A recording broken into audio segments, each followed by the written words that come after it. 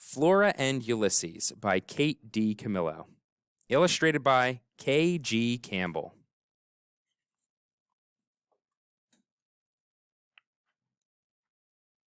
In the Thickham kitchen, late on a summer afternoon, ahem.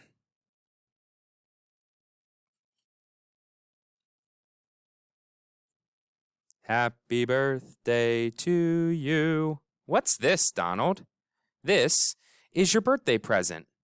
It is a Ulysses Super Suction Multi-Terrain 2000X. Happy birthday.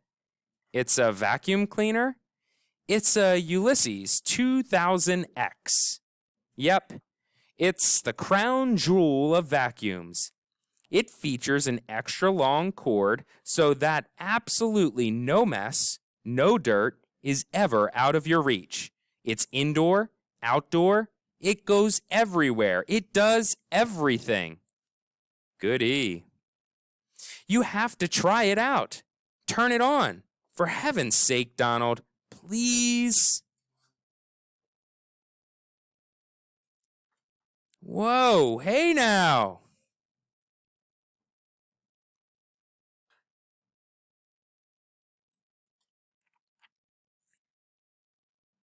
What in the world, Donald? It's multi-terrain. You should try it outside. And that's how it all began, with a vacuum cleaner. Really? Chapter 1. A Natural-Born Cynic. Flora Belle Buckman was in her room at her desk. She was very busy. She was doing two things at once. She was ignoring her mother, and she was also reading a comic book entitled The Illuminated Adventures of the Amazing Incandesto. Flora, her mother shouted, what are you doing up there? I'm reading, Flora shouted back. Remember the contract, her mother shouted. Do not forget the contract. At the beginning of the summer, in a moment of weakness, Flora had made the mistake of signing a contract that said she would work to turn her face away from the idiotic hijinks of comics and toward the bright light of true literature. Those were the exact words of the contract. They were her mother's words. Flora's mother was a writer.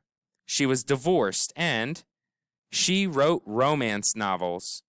Talk about idiotic hijinks. Flora hated romance novels. In fact, she hated romance. I hate romance, said Flora out loud to herself. She liked the way the words sounded. She imagined them floating above her in a comic strip bubble. It was comforting things to have words hanging over your head, especially negative words about romance. I hate romance. Flora's mother had often accused Flora of being a natural-born cynic. Flora suspected that this was true. She was a natural-born cynic who lived in defiance of contracts. Yep, thought Flora, that's me. She bent her head and went back to reading about the amazing Incandesto. She was interrupted a few minutes later by a very loud noise. It sounded as if a jet plane had landed in the Thickham's backyard. What the heck? Said Flora. She got up from her desk and looked out the window and saw Mrs. Thickham running around the backyard with a shiny, oversized vacuum cleaner. It looked like she was vacuuming the yard. That can't be, thought Flora. Who vacuums their yard? Actually, it didn't look like Mrs. Thickham knew what she was doing. It was more like the vacuum cleaner was in charge, and the vacuum cleaner seemed to be out of its mind, or its engine, or something. A few bolts shy of a load, said Flora out loud, and then she saw that Mrs. Thickham and the vacuum cleaner were headed directly for a squirrel. Hey now, said Flora. She banged on the window. Watch out, she shouted. You're going to vacuum up that squirrel. She said the words, and then she had a strange moment of seeing them hanging there over her head. You're going to vacuum up that squirrel. There is just no predicting what kind of sentences you might say, thought Flora. For instance, who would ever think you would shout you're going to vacuum up that squirrel? It didn't make any difference, though, what word she said. Flora was too far away, the vacuum cleaner was too loud, and also, clearly, it was bent on destruction. "This malfeasance must be stopped," said Flora in a deep and super-heroic voice. "This malfeasance must be stopped," was what the unassuming janitor, Alfred T. Slippert, always said before he was transforming into the amazing Incandesto and became a towering, crime-fighting pillar of light. Unfortunately, Alfred T. Slippert wasn't present. Where was Incandesto when you needed him? Not that Flora really believed in superheroes, but still, she stood at the window and watched as the squirrel was vacuumed up. "Phumph! Holy bagumba," said Flora. Chapter 2, The Mind of a Squirrel. Not much goes on in the mind of a squirrel. Huge proportions of what is loosely termed the squirrel brain are given over to one thought: food.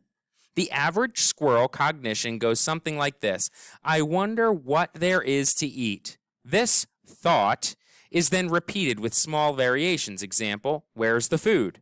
Man, I am sure hungry. Is that a piece of food? And are there more pieces of food? Some 6,000 or 7,000 times a day. All of this is to say that when the squirrel in the Thickums backyard got swallowed up by the Ulysses 2000X, there weren't a lot of terribly profound thoughts going through his head. As the vacuum cleaner roared toward him, he did not, for instance, think, "Here at last is my fate, come meet me." He did not think, "Oh, please give me one more chance and I will be good." What he thought was, "Man, I sure am hungry." And then there was a terrible roar, and he got sucked right up off of his feet. At that point, there was no thoughts in his squirrel head, not even thoughts of food. Chapter 3, The Death of a Squirrel. Seemingly swallowing a squirrel was a bit much, even for the powerful, indomitable, indoor-outdoor Ulysses 2000X. Mrs. Thickham's birthday machine let out an uncertain roar and stuttered to a stop. Mrs. Thickham bent over and looked down at the vacuum cleaner. There was a tail sticking out of it. "For heaven's sake," said Mrs. Thickham, "what's next?" She dropped to her knees and gave the tail a tentative tug. She stood. She looked around the yard. "Help," she said. "I think I've killed a squirrel." Chapter 4, A Surprisingly Helpful Cynic. Flora ran from her room. She ran downstairs. As she ran, she thought, "For a cynic, I'm surprisingly a helpful person." She went out the back door. Her mother called to her, and she said, "Where are you going, Flora Belle?" Flora didn't answer her. She never answered her mother. When she called her Flora Belle, that is. Sometimes she didn't answer her mother when she called her Flora either. Flora ran through the tall grass and cleaned the fence between the yard of the Thickhams in a single bound. "Move out of the way," said Flora. She gave Mrs. Thickham a shove and grabbed hold of the vacuum cleaner. It was heavy. She picked it up and shook it. Nothing happened. She shook harder. The squirrel dropped out of the vacuum cleaner and landed with a plop on the grass. He didn't look that great. He was missing a lot of fur. Vacuumed off, Flora assumed. His eyelids fluttered. His chest rose and fell and rose again. And then it stopped moving altogether. Flora knelt. She put her finger on the squirrel's chest. At the back of each issue of The Illuminated Adventures of the Amazing Incandesto, there was a series of bonus comics. One of Flora's very favorite bonus comics was entitled Terrible Things Can Happen to You. As a cynic, Flora found it wise to be prepared.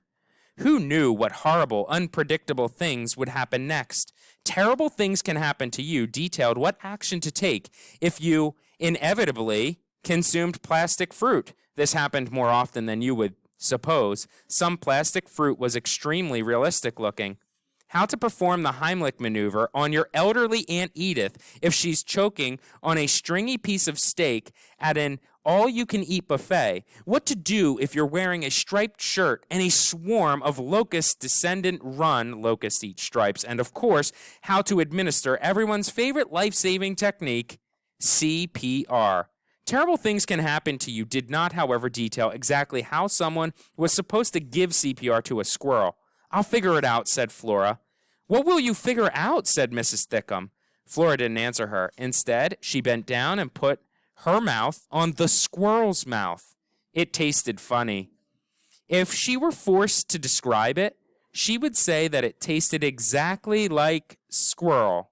Fuzzy, damp, and slightly nutty. Have you lost your mind? Said Mrs. Thickum. Flora ignored her. She breathed into the squirrel's mouth, she pushed down on his small chest, and she started to count.